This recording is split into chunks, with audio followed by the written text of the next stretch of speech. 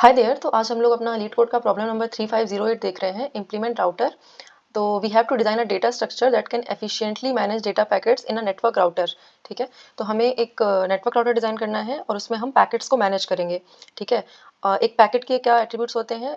It will have a source, destination and time stamp. ठीक है, 3 चीज़ें होंगी हमारे पैकेट में। राउटर हम लोग क्रिएट करेंगे, उसकी इनिशियली हम लोग एक फिक्स्ड मेमोरी लिमिट रखेंगे। ठीक है, तो इससे ज़्यादा नंबर के पैकेट्स हम अपने राउटर में नहीं रख सकते हैं। ठीक है, this is why this memory limit is given. ठीक है, अब हम लोग एक एक करके ये फंक्शंस देख लेते हैं जो कि हमें अपने राउटर में इम्प्लीमेंट करने हैं। तो पहला काम तो है ऐड पैकेट वाला। हमें अपने राउटर में एक पैकेट को ऐड करना है जिसका सोर्स दिया होगा, डेस्टिनेशन और टाइम स्टैम्प दिया होगा। ठीक है, दूसरी चीज़ हमें फॉरवर्ड पैकेट करना है। तो जो हमारे पैकेट्स हैं वो किसी ऑर्डर में आ रहे होंगे। ठीक है, तो फॉरवर्ड पैकेट क्या करेगा, जो भी हमारा पहला पैकेट होगा, ठीक है, उसको फॉरवर्ड कर देगा और उसका जो भी डेटा है, दैट मीन्स सोर्स, डेस्टिनेशन और टाइम स्टैम्प, वो हम अपनी इंटीजर एरे में रिटर्न कर देंगे। ठीक है, और ये हमारा तीसरा फंक्शन दिया हुआ है गेट काउंट। तो हमें सारे ही पैकेट विद गिवन डेस्टिनेशन, ठीक है, और जिनका टाइम स्टैम्प इस स्टार्ट टाइम और इस एंड टाइम के बीच में आ रहा है, उनको रिटर्न करना है। ठीक है, तो अब एग्जांपल से देख लेते हैं। तो लेट्स से हमारे एग्जांपल में ये दिया हुआ है, पहले हमारा ऐड पैकेट कर रहे हैं हम लोग ये 5 बार। ठीक है, और इनिशियली हमारा जो राउटर की मेमोरी टेबल है उसका साइज़ 3 है। ठीक है, तो जैसे ही हमने पहला पैकेट ऐड किया 1490, ये हमने ऐड कर दिया। ठीक है, 2590 इसको भी हमने अपने राउटर टेबल में ऐड कर दिया। और थर्ड हमारा जो पैकेट आ रहा है 1490, this is a duplicate packet. तो हम इस पैकेट को ड्रॉप कर देंगे, we will not take it. और हम लोग जब यहाँ पे ऐड पैकेट कर रहे हैं तो यहाँ पे हम लोग फॉल्स रिटर्न कर देंगे। तो बुलियन मतलब कि अगर हमारा पैकेट ऐड हो जाता है तो हम ट्रू रिटर्न कर देंगे, सक्सेसफुली ऐड हो गया। और अगर नहीं ऐड कर पा रहे हैं तो फॉल्स रिटर्न कर देंगे। तो यहाँ पे 2 केसेस होंगे जब हम पैकेट्स नहीं ऐड कर पाएंगे। तो पहला केस तो होगा कि हमारा जो पैकेट है वो डुप्लीकेट है। सेकंड केस होगा जब हमारी राउटर की मेमोरी लिमिट एक्सीड कर जाएगी। अगर हमारे पास राउटर में 3 पैकेट्स की स्पेस है तो हम उससे ज़्यादा पैकेट्स नहीं डाल सकते। ठीक है, तो अब देखते हैं आगे। तो 1490 इसको हम लोग ड्रॉप कर देंगे, we will not take it. और 3595 अब हमारे अभी भी हमारे राउटर में जगह है तो हम लोग इसको डाल देंगे, 3595 को भी। और इसके बाद ये 45105, जैसे ही ये पैकेट आएगा अब हमारे राउटर में जगह नहीं है। ठीक है, तो हम पहला जो पैकेट है ये 1490 वाला, इसको हम लोग ड्रॉप कर देंगे। ठीक है, और अब हम लोग ये वाला जो पैकेट है इसको हम उठा के अपनी राउटर में ऐड कर देंगे। ठीक है, उसके बाद फॉरवर्ड पैकेट वाला फंक्शन कॉल हुआ है। फॉरवर्ड पैकेट मतलब कि हमारा जो इनिशियली जिस ऑर्डर में सबसे पहले पैकेट पड़ा हुआ है राउटर में, उसको हम रिमूव करके फॉरवर्ड कर देंगे और हम सोर्स, डेस्टिनेशन और टाइम स्टैम्प को एज एन एरे रिटर्न कर देंगे। तो इसको रिमूव कर देते हैं। उसके बाद फिर से ऐड पैकेट वाली रिक्वेस्ट आएगी तो इसको फिर से हम ऐड कर देंगे, क्योंकि हमारे राउटर में आराम से जगह भी है और कोई डुप्लीकेट पैकेट नहीं है, तो इसको भी हम ऐड कर देंगे। ठीक है, फिर हमारा गेट काउंट वाला फंक्शन कॉल हुआ है जिसमें इस डेस्टिनेशन के करस्पॉन्डिंग हमें वो सारे ही एंट्रीज निकालनी है अपने राउटर टेबल से जिनका टाइम स्टैम्प 100 और 110 के बीच में हो। ठीक है, तो पहले तो डेस्टिनेशन देख लेते हैं। यहाँ पे डेस्टिनेशन 5 के करस्पॉन्डिंग एक तो ये एंट्री है और दूसरी एंट्री ये वाली है। ठीक है, और हमारे पास 100 से 110 के बीच में सिर्फ एक एंट्री है, ये वाली 105 वाली। तो हमारा गेट काउंट का जो आंसर होगा यहाँ पे 1 होगा।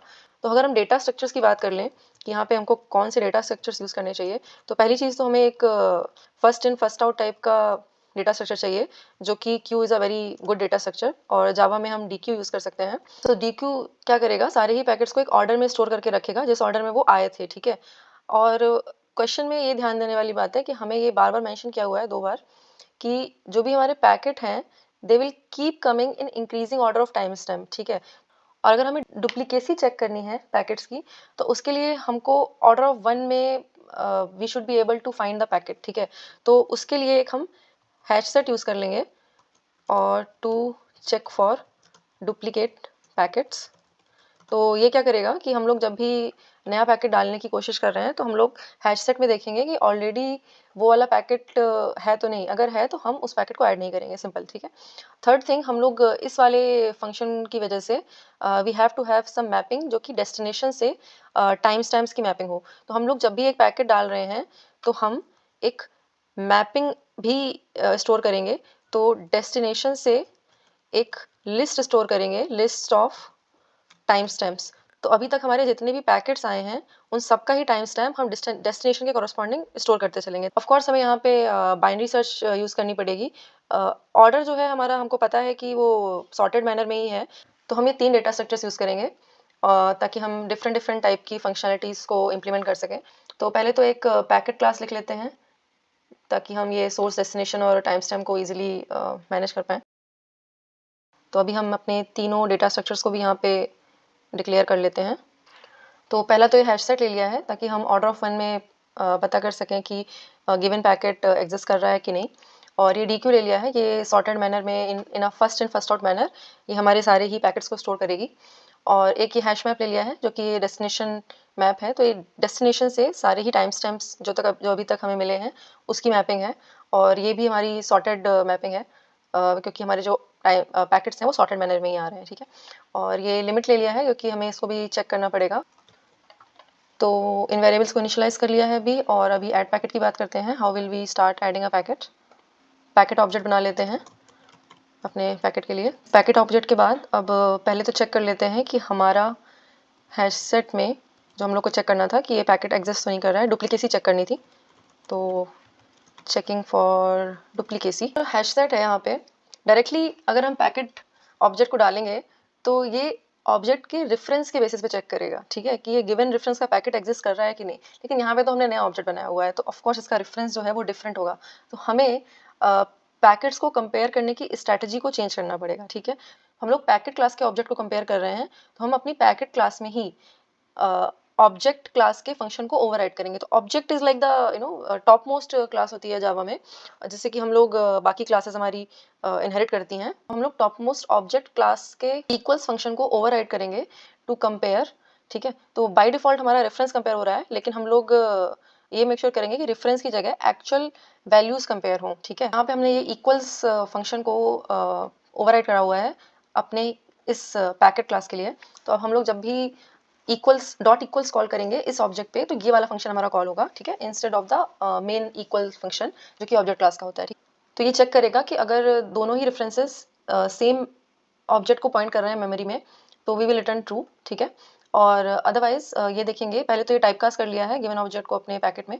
तो ये हम एक्चुअल वैल्यूज चेक कर रहे हैं पैकेट के अंदर। So this is how we are making sure कि हैश सेट हमारा सिर्फ रेफरेंस को कंपेयर ना करे, एक्चुअल वैल्यूज को कंपेयर करे। तो इक्वल फंक्शन कॉल करने के पहले भी हमारा एक फंक्शन कॉल होता है हैश कोड करके, और हमें उसे भी ओवरराइड करना पड़ेगा यहाँ पे, क्योंकि बाय डिफॉल्ट जो हम लोग हैश कोड यूज़ कर रहे हैं वो मेमोरी रेफरेंस की हेल्प से कुछ तो हैश कोड कैलकुलेट करता है, ठीक है। लेकिन हम यहाँ पे वो नहीं चाहते, क्योंकि ऐसा पॉसिबल है कि अगर दो ऑब्जेक्ट की वैल्यू सेम है इनका हैश कोड डिफरेंट हो सकता है, क्योंकि हम लोग वो मेमोरी के रेफरेंस के बेसिस पे कैलकुलेट करते हैं।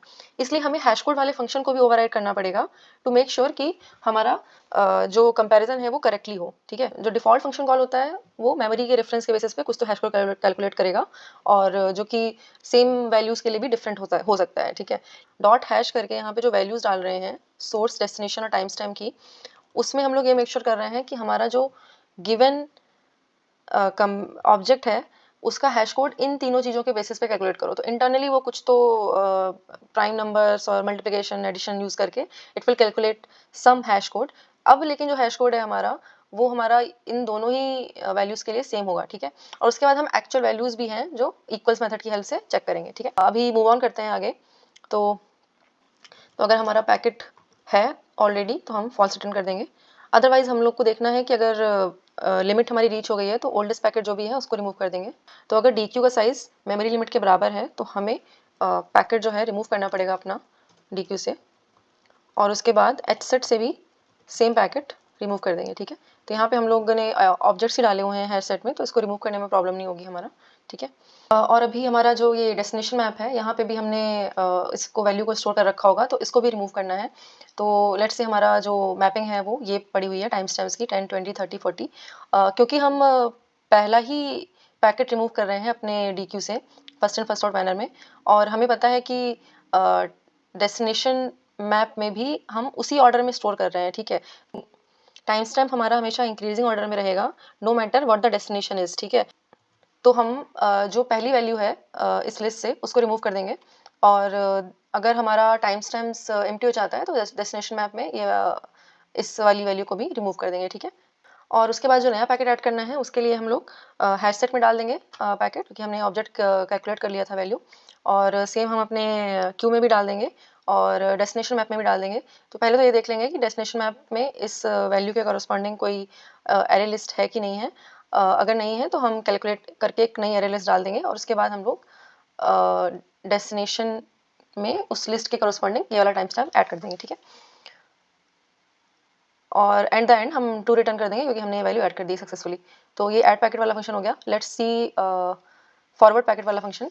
तो अगर हमारी क्यू एम्प्टी है तो हम लोग एम्प्टी एरे रिटर्न कर देंगे, हमारे पास कोई भी पैकेट नहीं बचा है क्यू में। अदरवाइज हम पहला पैकेट रिमूव करेंगे फर्स्ट एंड फर्स्ट ऑर्डर में, और सेम पैकेट हम अपना हैशसेट से भी रिमूव कर देंगे। टाइम स्टैम्प से भी हमें सेम काम करना है। पहला पैकेट जो भी उस डेस्टिनेशन के कॉरस्पॉन्डिंग पहला पैकेट होगा उसको वहाँ से रिमूव कर देंगे। तो हमने ये टाइम स्टैम्प्स वाली लिस्ट से यहाँ पे रिमूव कर दिया है।